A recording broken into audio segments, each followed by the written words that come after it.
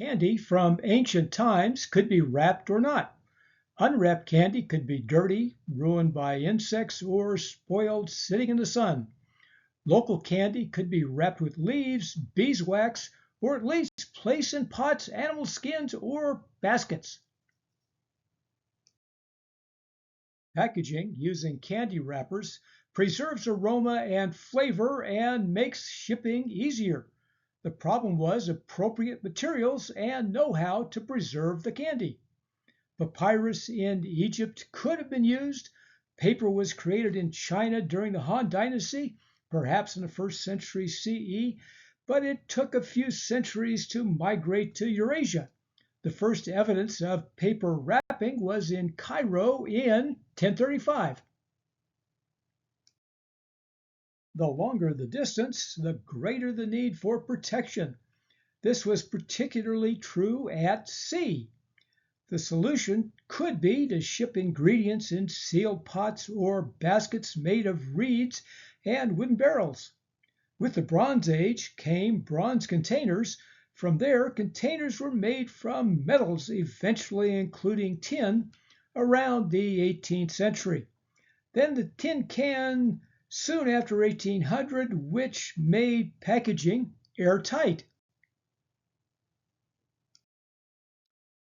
Candy makers were slow to develop wrapping techniques, which were costly and time-consuming.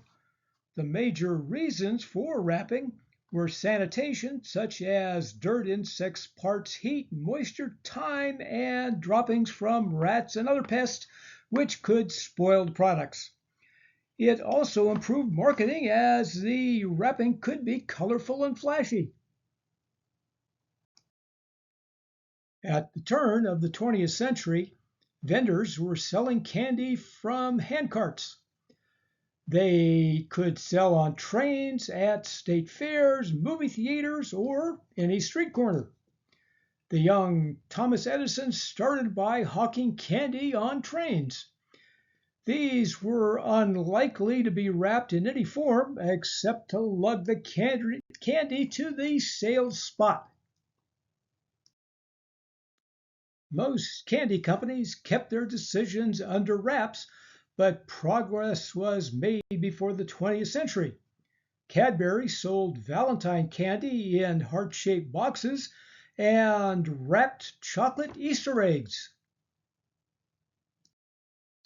Hershey created mass-produced chocolate bars in 1899, after which the wrapped nickel bar chocolate was introduced in 1900. These would be wrapped in foil and paper. That required competitors to keep up with their own advertising on wrappers.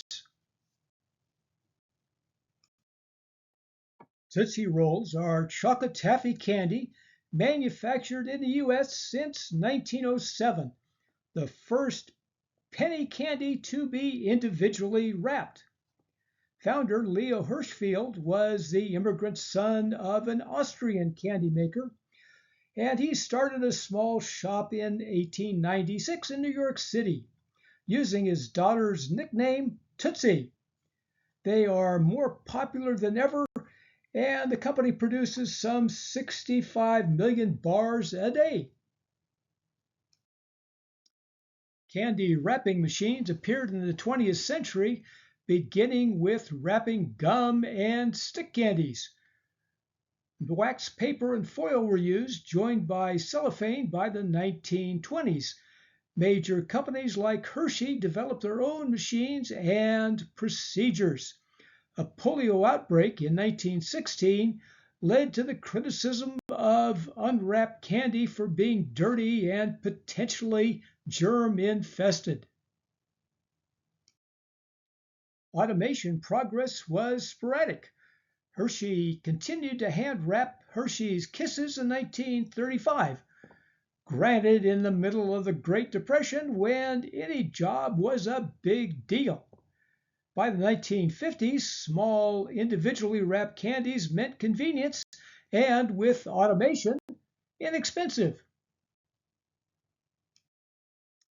It's time to test the progress of candy making with taste testing, perhaps with a bit of dessert wine.